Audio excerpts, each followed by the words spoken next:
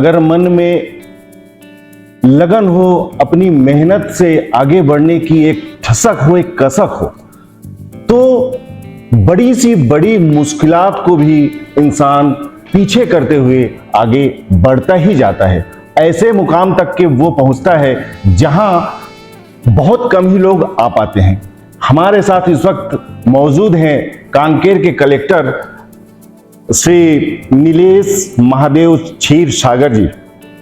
हम इनसे जानेंगे उन पहलुओं को जिनको आपको जानना अनिवार्य इसलिए क्योंकि कांकेर के वर्तमान के कलेक्टर क्षीरसागर जी कितने कठिन परिदृश्य के साथ में आज अपने मुकाम को उन्होंने पाया है। एक साधारण से किसान परिवार में वो जन्मे, पिता शिक्षक थे, पिता के शिक्षक होने के कारण से उन्हें एक ऐसे ऑफिस में जाना पड़ता था निरंतर, जहां के वो अफसर को देखकर उनके मन में एक इच्छा जागी कि मैं भी क्यों ना बड़ा ऑफिसर बनूं। आज उन शख्स से हम बहुत सारी बातें करेंगे और उन बातों को हम जानने का यह प्रयास करेंगे कि कैसे जीवन में एक साधारण से परिवार से निकलकर बड़ा मुकाम हासिल किया जा सकता है। सर, आपका बहुत बहुत नमस्कार हमारे YouTube चैनल में। सर, मेरे चैनल का नाम है दी टाइगर।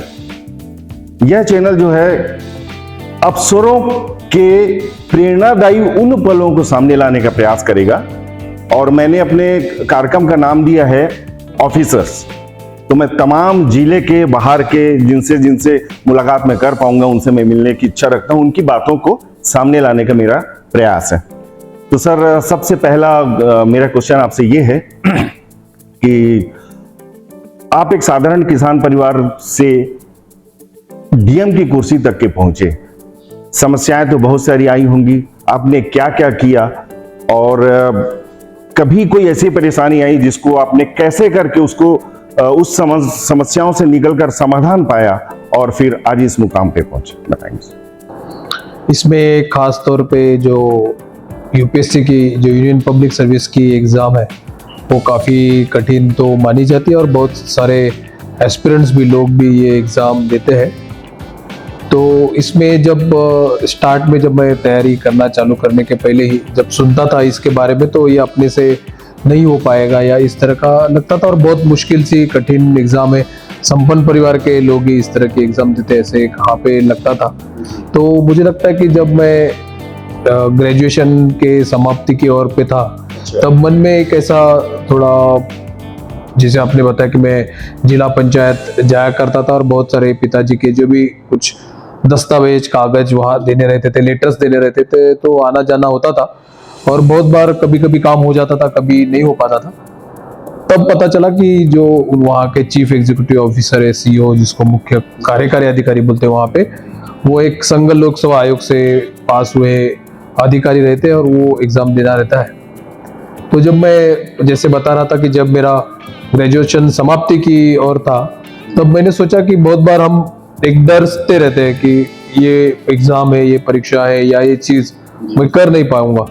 तो मैंने उस समय सोचा कि अब जो भी अपने को थोड़ा इस तरह के कठिन चीज़ लगती है उसको हमको बहुत अच्छे परिश्रम के साथ उसको फेस करना चाहिए। जैसे यूपीएससी एग्ज़ाम अगर मुझे देना है तो बहुत मेहनत के साथ और बिना डरे हमको उसमें तैयारी के लिए करना चाहिए और देना चाहिए, और ऐसे मेहनत से देना चाहिए कि कभी ये ना लगे कि हम मेहनत कम किए। तो इसलिए पूरी फिर तैयारी मैंने चालू कर दिया।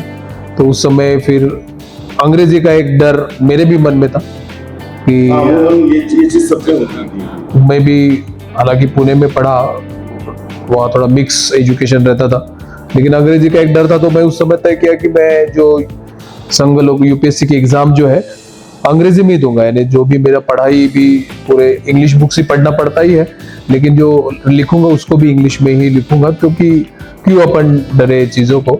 तो मैं कहना चाहूँगा कि जो तैयारी के दौरान मैंने जो पढ़ाई की और जो खुद पे वर्क किया उसी कारण फिर मेरा अंग्रेजी भी अच्छा हो गया और यूपीएससी की पढ़ाई तो ठीक हो ही गया था, इसी कारण इस पोस्ट पे हूँ। तो अगर मुझे खुद को अगर कहना होगा सभी हमारे खासतौर पे दर्शकों को तो बहुत सारा डर तो अपने मन में रहता है। मैं भी जब 12th में था तो मुझे आईआईटी का बहुत डर था कि आईआईटी जैसे एग्जाम इतना मुश्किल है, मैं कहाँ दे पाऊंगा। और तब मैंने आईआईटी का एग्जाम ही नहीं दिया क्योंकि मुझे लग रहा था कि मैं हो नहीं पाऊंगा। तो जब ग्रेजुएशन के समय तक आ गया था तो यूपीएससी के बारे में भी पहले वैसे लगता था कि ये नहीं होगा, इसमें तो इंग्लिश में पढ़ना पड़ेगा, ये तैयारी करना पड़ेगी, इतना मेहनत कैसे कर पाऊंगा। तो मुझे लगता है जो मन में जो अपने सभी के डर है उसको हमने दूर करना चाहिए और पूरा परिश्रम के साथ जो भी करना है। मैं ये नहीं कहना चाहूंगा कि सिर्फ यूपीएससी एक ही रास्ता है। आप कोई बिजनेस करना चाहो, आपको कोई और काम करना है, तो कोई आर्ट साइड में भी आपको काम करना है, तो बिना डरे बिल्कुल अच्छे परिश्रम के साथ अगर हम काम करेंगे तो सफल बिल्कुल हम हो जाएंगे। सर वो चूंकि किसान परिवार से आप जुड़े रहे हैं और पिताजी शिक्षक रहे हैं, तो शिक्षा के क्षेत्र में तो खैर उनका बहुत बड़ा योगदान आपको मिला होगा। तो पारिवारिक पृष्ठभूमि के बारे में थोड़ा सा बताएंगे कि किस प्रकार से उन्होंने आपको दिशा निर्देशन किया, मार्गदर्शन दिया। इसमें खास तौर पे जो जैसे आपने कहा कि मेरे पिताजी टीचर थे, यानी प्राइमरी स्कूल में वहाँ के टीचर थे, बाद में वो रिटायर भी हो गए। तो मेरी माँ जो थी वो तो जब उनका शादी हुआ तो 10th तक ही पढ़ी थी, लेकिन फिर मेरे पिताजी ने सोचा कि वो आगे भी पढ़ाई करे, डीएड का एजुकेशन भी उन्होंने शादी के बाद किया। तो वो भी बाद में शादी के बाद 5-6 साल, यानी ये 1980s के पहले की बात है, उस समय ये सोच मुझे लगता है बहुत एक पुरोगामी सोच पिताजी का रहा परिवार के बारे में भी। माँ को पढ़ाने के बाद वो भी प्राइमरी टीचर रहे, तो माता पिताजी दोनों प्राइमरी टीचर थे। फिर परिवार के उनके जो कोई छोटे भाई थे उनको भी रास्ता दिखाते हुए उन्होंने टीचर ही पोस्ट में आ गए। तो जो एक्सटेंडेड फैमिली थी, बहुत सारे लोग प्राइमरी टीचर थे या दोस्त जो भी थे पारिवारिक, वो भी सब उनके पिताजी माँ प्राइमरी टीचर थे। किंतु हमारा जो परिवार है, बाकी चाचा लोग जो पिताजी से बड़े चाचा थे, वो सभी खेती किसानी अभी भी करते हैं। तो हालांकि पुणे के बहुत पास मेरा गांव है 30 किलोमीटर पे, तो जोत कोई ज़्यादा बड़ा था नहीं, सबको मिला के हर परिवार को 2-3 एकड़ खेती हमारे पास थी। लेकिन बहुत मेहनत से वहाँ खेती लोग करते रहते हैं, 2 बार 3 बार फसल ली जाती है। बहुत सारे जो कैश क्रॉप्स रहते हैं वो भी आजकल लिया जाता है। तो उस तरह से सभी लोग खेती किसानी में भी थे और कुछ जो मेरे चाचा लोग थे वो टीचिंग प्रोफेसर में थे। इसीलिए जो भी भविष्य में अगर आगे बढ़ना है तो शिक्षा पे सभी हमारे जो भाई थे उनका भी फोकस था और पिताजी का भी फोकस था। तो पढ़ाई पे ज़्यादा ध्यान दिया गया। ग्रेजुएशन करना हो 12th के बाद, तो उसी समय एक पिताजी बहुत बार बता देते थे कि अगर करना है तो संघ लोक सेवा आयोग का एग्जाम, यानी यूनियन पब्लिक सर्विस का एग्जाम बहुत अच्छा रहता है, टफ रहता है हालांकि, लेकिन उसमें ये जो बहुत सारे कलेक्टर के पोस्ट है, सीओ जिला पंचायत के पोस्ट है, तो उसमें आप जा सकते हो। तो इसके लिए आप अवश्य प्रयास करो। तो मुझे लगता है कि एक वो भी बात हुई। और मेरा जो स्कूल था, हालांकि पुणे का बहुत अच्छा स्कूल में मैं बाद में पढ़ा 4th के बाद, वो पुणे का एक बहुत जाना माना स्कूल भी है। वहाँ पे भी एक एंट्रेंस एग्जाम लेके बच्चों को लेते थे। तो वहाँ पे भी स्कूल में भी बताया जाता था कि हम ये पूरा यहाँ पे बच्चों को थोड़ी अलग तरह की शिक्षा इसीलिए देते हैं कि थोड़े लीडरशिप जो रोल है वहाँ पे हमारे बच्चे ज़्यादा से ज़्यादा जाने चाहिए। थोड़ा पुणे का जो अर्बन ट्रेंड ये था कि सभी लोग आईटी सेक्टर्स में ज़्यादा जाते थे।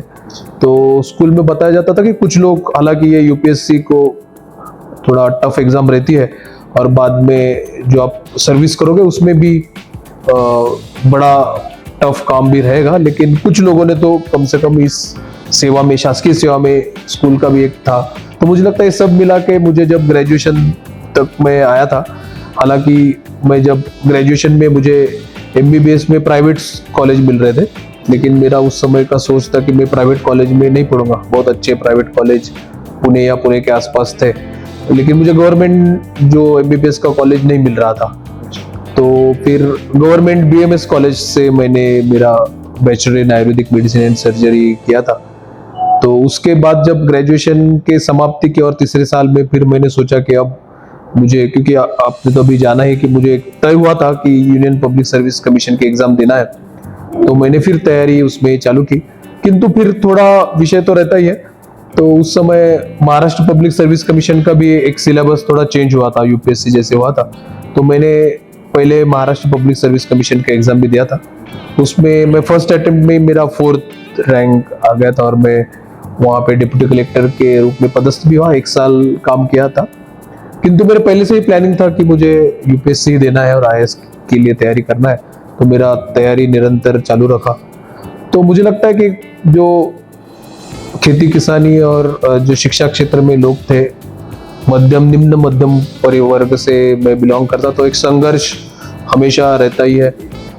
सभी बच्चों की पढ़ाई हो या जो बाकी काम थे, या चाचा जी का भी, बाकी सबका भी पिताजी देखते थे। तो थोड़ा मुझे लगता है जमीन से भी जुड़े हम लोग रहे और थोड़ा संघर्ष भी बहुत अच्छे से देखा है। तो उसका जो सर्विस में फिर कुछ भी स्थिति है तो काम करने में थोड़ा आसानी हो जाता है। अभी अभी मुझे ध्यान है सर, आपके नाम के साथ में नीलेश है, महादेव है और क्षीर सागर है।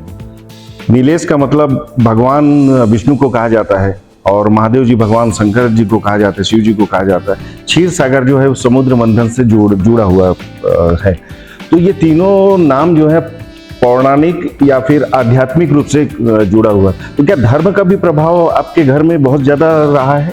बिल्कुल बिल्कुल, यानी धर्म का प्रभाव तो रहा है। हालांकि सरनेम क्षीरसागर तो बहुत पीढ़ियों से चल रहा होगा, उसका भी बहुत अच्छा अर्थ है कि क्षीरसागर में तो विष्णु के निवास रहता है। मेरे वहाँ पे खास तौर पे आप सभी लोग जानते होंगे, जो वेस्टर्न महाराष्ट्र है, जो वारकरी संप्रदाय है, यानी विट्ठल को मानने वाले लोग, बहुत विष्णु को ही अवतार माना जाता है, उनके लिए चल के जाते हैं जब श्रावण के महीने में। तो वो भी एक रहता है वहाँ पे। पूरे वेस्टर्न महाराष्ट्र में बहुत सारे पंथ संप्रदाय जो जुड़े हैं, वो धर्म की आस्था को लेके, और जो एक भक्ति संप्रदाय से जुड़े हुए सभी हमारे परिवार के लोग रहे हैं। तो उसके कारण भी जो एक स्थिति बनती है, वो भी वहाँ पे बहुत अच्छी तरह से सभी परिवार के लोग उस तरह से काम करते थे। सर, किसान परिवार से जुड़े होने के कारण ज्यादा गहराई से आप समस्याओं को समझ पाते हैं, जो आपके काम में भी दिखता है। इसमें खास तौर पे पुणे जिले का मेरा तहसील है, और मैं बताना चाहूँगा कि जो सह्याद्री का रेन शैडो एरिया जो बोलते हैं, पर्जन्य छाया का जो सह्याद्री का प्रदेश है, तो वो मेरा तहसील हुआ करता था, क्योंकि हुआ करता ही था बोलना पड़ेगा, क्योंकि अब सिंचन की बहुत व्यवस्था अच्छी हो गई। लेकिन जब हम छोटे थे, या 2001 तक वहाँ की सिर्फ 500 ml ही वर्षा होती थी, यानी पूरा अकालग्रस्त तहसील के रूप में पूरे महाराष्ट्र में 2-3 जो तहसील जाने जाते हैं, मेरा तहसील भी अभी भी जाना जाता है। अगर हम कांकेर की वर्षा देखेंगे तो 1300 मिलीमीटर वर्षा होती है एवरेज, वहाँ पे सिर्फ 500 मिलीमीटर वर्षा होती है। तो पानी का बहुत दुर्भिक्ष रहता था, बहुत पानी के लिए मेहनत करनी पड़ती थी। गर्मी में तो पीने के पानी की भी व्यवस्था उस समय का, हालांकि मैं बात कर रहा हूँ, तो उस कारण मेहनत बहुत ज़्यादा खेती किसानी में भी बहुत ज़्यादा होती थी, और लोग प्रयास करते थे कि अलग अलग तरह से उपार्जन के लिए काम करते रहे, अपने लाइवलीहुड के काम करते रहे। किंतु फिर पूरे तहसील में एक स्थिति थी कि अगर बाकी तहसील के तुलना में, और अगर मेरे रिश्तेदार भी आप लोग देखेंगे, एक ही तहसील से मेरे सभी रिश्तेदार मिलेंगे, उसका कारण ये भी है कि अलग तहसील से कोई रिश्तेदारी उस तहसील में करता नहीं था, क्योंकि इतना पानी का स्थिति खराब है करके। अब तो स्थिति बदल गई। तो पढ़ाई के क्षेत्र में पूरे तहसील में बहुत ज्यादा लोग सचेत थे, और खास तौर पे प्रशासकीय सेवा को लेके, क्योंकि खेती किसानी हो नहीं रही है, किसी के पास पूंजी भी नहीं कि कोई बिजनेस करे उस समय। तो हमारे तहसील से पूरे महाराष्ट्र के बहुत सारे सर्विसेज में भी बहुत ज्यादा लोग दिखेंगे। तो वो भी एक कारण था कि खेती किसानी के साथ साथ पढ़ाई में सभी वहाँ उस क्षेत्र में बहुत ज्यादा ध्यान देते थे। बाद में 90s में बहुत अच्छे वहाँ पे इरिगेशन के प्रोजेक्ट पहले ही चल रहे थे, वो पूरे हो गए। अब पानी का जो स्थिति में, जो 90 के दशक की स्थिति को बता रहा हूँ, जब मैं स्कूल में जाता था, वो पिछले 2000 के बाद बहुत तेजी से चेंज हो गया। पुणे का विस्तार भी इतना हो गया, और बहुत अच्छा इंडस्ट्रियल एरिया भी वहाँ पे अब डेवलप हुआ है। तो 25 सालों में पूरा बहुत परिवर्तन उस तहसील में हुआ, किंतु उस 90 के दशक के स्थिति के कारण बहुत सारे हमारे जो साथी है वो भी सर्विस में है। जैसे मेरे अपने प्रदेश में अगर देखेंगे, जो बस्तर कलेक्टर हुआ करते थे अय्याज तंबोली सर, वो भी मेरे तहसील से, मेरे गांव से भी बिलोंग करते हैं। मेरे गांव में 4-5 लोग IAS IPS में सेवा दे रहे हैं और बाकी स्टेट सर्विसेज में तो अलग ही है। तो वहाँ उस क्षेत्र में धर्म आस्था का क्षेत्र तो है ही, मेहनत पसंद भी लोग बहुत है और मुझे लगता है वो भी अपने इसमें है। इसी कारण जो मैंने 90 के दशक में जब मैं गांव में रहता था तब जो स्थिति देखी है, लोगों को जो परेशानी भी देखी है, हमारे आजू बाजू के जो रिश्तेदार है उनको भी स्थितियां देखी है, और खास तौर पे जो प्रशासकीय स्थिति रहता है उससे लोगों की बहुत सारी अपेक्षाएं भी मैंने देखी है। उसी कारण लगता है कि अगर अपन इस स्थिति पे, चेयर पे आज बैठे हैं, तो जो लोगों को जरूरत है, जो लोगों को शासकीय सेवाएं बहुत अच्छे से पहुंचनी चाहिए, या उनके जो भी शासन स्तर से जो काम प्रलंबित है उसको तेजी से किया जाए, बहुत अच्छे से किया जाए, जो भी अधोसंरचना लोगों को चाहिए होगा उसको दिया जाए, इसके लिए प्रयास रहता है। तो मैं जितना भी मान लो ठीक काम कर पा रहा होगा, तो मुझे लगता है कि वो जो उस समय का जो मेरा स्थिति देखा है उसी कारण है। कांकेर जिले की प्राथमिक समस्याओं में से ऐसे कौन सी समस्या को लेकर आप फोकस कर रहे हैं? खासतौर पर अपना कांकेर, उत्तर बस्तर कांकेर जो जिला है, सुदूर क्षेत्र में भी है, बस्तर का प्रवेश द्वार के रूप में भी जाना जाता है, और नक्सलवाद से ग्रसित भी बहुत लंबे समय तक रहा है। अब मैं जब देखता हूं तो हमारे खास तौर पे हेल्थ और एजुकेशन सेक्टर्स तो है कि जिसमें काम करने की बहुत ज़्यादा आवश्यकता है। इसके साथ साथ सुदूर क्षेत्र में हमको जो मूलभूत अधोसंरचना है उसमें भी लोग थोड़ा वंचित लग रहे हैं। जैसे ब्रिज है, कुछ रास्ते हैं, कुछ जो इंटीरियर के रास्ते हैं तो अतिवादी विचार के कारण उस समय नहीं बन पाए। तो ये अधोसंरचना में मोबाइल टावर से लेके ब्रिजेस हो, रोड्स हो, तो उसको हम बहुत तेजी से काम कर रहे हैं। पिछले 2 साल में हमने लगभग 150 करोड़ के ब्रिज सिर्फ सैंक्शन के, रोड तो बहुत अलग और सैंक्शन है ही, वो हो रहे हैं। मोबाइल टावर्स की भी अभी आपके पहले एक VC हुआ था, सरकार मोबाइल टावर्स भी तेजी से बना रही है। हालांकि ये तो मूलभूत आवश्यकता है, उसको तो शासन, जिला प्रशासन तो कर रहा है, किंतु एजुकेशन पे हम लोग चाहते हैं कि और हमारे बच्चे आगे चले। मध्य प्रदेश के समय या पहले भी कांकेर जिला खासतौर पे प्रशासकीय सेवा में, एजुकेशन में बहुत अच्छा रहा है, लेकिन मुझे लगता है पिछले 15-20 सालों में हम थोड़े पिछड़ रहे हैं। तो और ज्यादा हमको अब मेहनत करने की जरूरत है। हमने मामा मॉडल भी इसीलिए चालू किया है कि उसमें सिर्फ ये नहीं कि सिर्फ डिप्टी कलेक्टर या प्रशासकीय सेवा में जाए, NDA जैसी एग्जाम हो, क्लैट जैसी एग्जाम हो, नीट जैसी एग्जाम हो, IIT जैसे, मैंने कहा कि यहाँ पे हमारे बच्चे ज्यादा से ज्यादा चाहिए। जनजातीय बाहुल्य क्षेत्र है और हमारे यहाँ संविधान के कारण आरक्षण का एक जो फायदा है, अगर हमारे बच्चे पढ़ेंगे, अच्छे एग्जाम्स देंगे तभी उठा पाएंगे। तो ज्यादा से ज्यादा अच्छे से पढ़ाई हो और जो भी कॉम्पिटिटिव एग्जाम्स है उसको बिना डरे आगे बढ़े। हेल्थ में भी मेडिकल कॉलेज तो हमारे यहाँ बन रहा है, लेकिन सुदूर क्षेत्र का जो हेल्थ की स्थिति है उसके ऊपर भी हम लगातार काम कर रहे हैं। तो मुझे लगता है हेल्थ एजुकेशन पे हमको जिले में काम करना चाहिए और अधोसंरचना में। सर, UPSC के लिए कैसी तैयारी करनी चाहिए युवाओं को, जो आपका मैसेज पहुंचे और वो भी बिल्कुल आपको मार्गदर्शन के रूप में माने?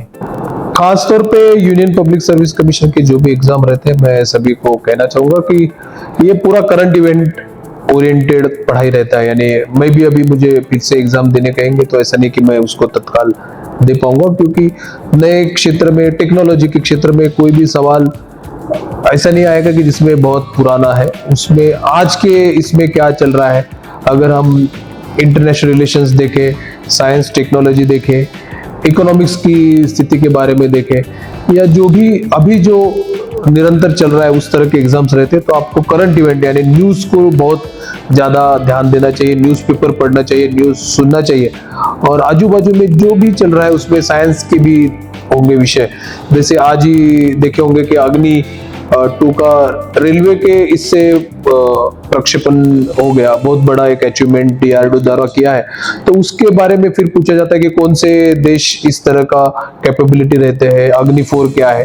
तो मुझे लगता है कि पूरा करंट ओरिएंटेड ही अपने को पढ़ाई करनी चाहिए, और एक जो आपका सब्जेक्ट जो आपको अच्छा लगता है उसको चुन के और सबसे अंतिम अगर उसमें सत्य मैं कहूंगा वो है यूपीएससी के बारे में, तो बहुत बड़ा कड़ी मेहनत है इसमें। कोई कहेगा कि मैं 6 महीने में यूपीएससी पास किया और पहले कोई पढ़ाई की नहीं, तो मैं बिल्कुल कहूंगा वो व्यक्ति झूठ बोल रहा है। बहुत कड़ी मेहनत 2-4 साल की लगती है और उसको लेने की आपकी मेंटल प्रिपरेशन भी रहनी चाहिए। और हमारे समय तो मोबाइल नहीं थे कह सकते हैं, क्योंकि उस समय डिजिटल इतना प्लेटफॉर्म नहीं आता, छोटे अपने कीपैड वाले मोबाइल हुआ करते थे, तो इतना ज्यादा डिस्ट्रैक्शन मुझे लगता है नहीं था। आज के इस सोशल मीडिया और इंस्टाग्राम रील्स के जमाने में मुझे लगता है कि वो एक बहुत बड़ा हिंड्रेंस और परेशानी सभी यूपीएससी एस्पिरेंट्स को है कि वो सब छोड़ के अपना कंसंट्रेशन किस तरह से किया जाए। तो मुझे लगता है मैं सभी एस्पिरेंट्स को कहना चाहूंगा कि मोबाइल से जितना आप दूर रहो, कम इस्तेमाल करो। बहुत बार हम कहते हैं कि नहीं, मोबाइल से हम पढ़ाई कर रहे हैं, 15 मिनट की पढ़ाई होती है और 1 घंटा रील्स में चला जाता है, वो भी सत्यता है। तो मोबाइल से दूर रह के बुक्स लेके, हार्ड कॉपी लेके ज्यादा से ज्यादा पढ़ाई करेंगे तो हम जल्दी सफल हो जाएंगे, ऐसा मुझे लगता है। आने वाले दिनों में Kanker as a Kanker DM आप क्या कुछ नया करने का प्लान कर रहे हैं? इसमें आने वाले दिनों में खास तौर पे हम स्पोर्ट्स को लेके भी बहुत सारे काम कर रहे हैं। जो हमारे यहाँ एक स्पोर्ट्स का फुटबॉल का टर्फ ग्राउंड भी पूरा आगामी 3-4 महीने में बन जाएगा। इसके साथ साथ सुदूर क्षेत्र में भी हम लाइब्रेरी पे बहुत अच्छा काम कर रहे हैं, वो भी हमारे यहाँ पूरा बन जाएगा। बाकी जो अधोसंरचना में मैं बताना चाहूंगा कि जो हमारे सभी ब्रिज है, आगामी 6 महीने में हम जो एक भी ब्रिज ऐसा अपूर्ण नहीं रखेंगे। हम सब ब्रिज हमारे अंतिम चरण पे सैंक्शन होने में, हमारे लगभग 60 ब्रिज बनने थे जब सरकार कहने 2 साल पहले, हमने 40 ब्रिज सैंक्शन कर दिए, तो 20 जो बचे हैं उसको भी दे देंगे। इसके साथ साथ जो हमारे कांकेर जिले का प्राकृतिक सौंदर्य है, जो बहुत सारे जो हमारे टूरिस्ट पॉइंट है, दुधावा डैम में भी एक टेंट सिटी का राज्य शासन से चल रहा है। धारपारुम आप लोग सब अब जान ही चुके होंगे, वहां पे भी मूलभूत सुविधाएं दे रहे हैं। मलाजकुडुम को भी हम अच्छा करने का और प्रयास कर रहे हैं। खमडोडगी में बोटिंग बनाया है, वहां पे ट्रेकिंग की व्यवस्था करेंगे। इसके साथ साथ पखानजूर और अंतागढ़ साइड में भी कुछ पर्यटन को और बढ़ावा देने का हम प्रयास करेंगे। तो इस तरह का पूरा प्लानिंग हम लोगों ने अब किया है। सर, अंत में अब तक के आपके जीवन यात्रा को एक पंक्ति में परिभाषित कहने को मैं कहूं, कैसे करेंगे? इसमें अगर एक पंक्ति में परिभाषित करना है तो यही कहना चाहूंगा कि मेरा प्रयास यही रहता है कि जो अंतिम चरण का जो अंतिम व्यक्ति है, उसके लिए मैं मेरा मेहनत अगर कर पाऊं, तो कि उन लोगों के अगर मैं कुछ काम आ पाऊं, तो वही मेरा सर्विस में आने के बाद का प्रयास है। वही एक लाइन पे मैं बताना चाहूंगा। सर, आपका बहुत बहुत धन्यवाद हमारे साथ अपनी बहुत सारी बातों को शेयर करने के लिए। उम्मीद है कि यह प्रेरणादायी साक्षात्कार युवाओं के लिए खास तौर पे एक प्रेरणा बने और वो भी अपने जीवन में कुछ ऐसा कर पाए जो उनकी कल्पना होती है, परिकल्पना होती है कि काश मैं भी कभी कलेक्टर बनता। तो मैं भी उन सब युवाओं से यही कहना चाहूँगा कि अपनी कमजोरियों को नज़रअंदाज करके आप बिल्कुल ऐसा प्रयास करें कि आप अपने जीवन में आगे बढ़ें। आपको निरंतर आगे बढ़ने के लिए प्रेरणा हमारी चैनल भी आपको निरंतर देती रहेगी। बड़े बड़े और भी लोगों के साथ में हम साक्षात्कार करेंगे, इंटरव्यू करेंगे, जो आपको और आपके जीवन में बहुत महत्वपूर्ण एक पहलू के रूप में सामने आएगा। नमस्कार, मैं हूं गौतम सरकार। मिलते हैं किसी नए शख्स के साथ अगले कुछ दिनों के बाद।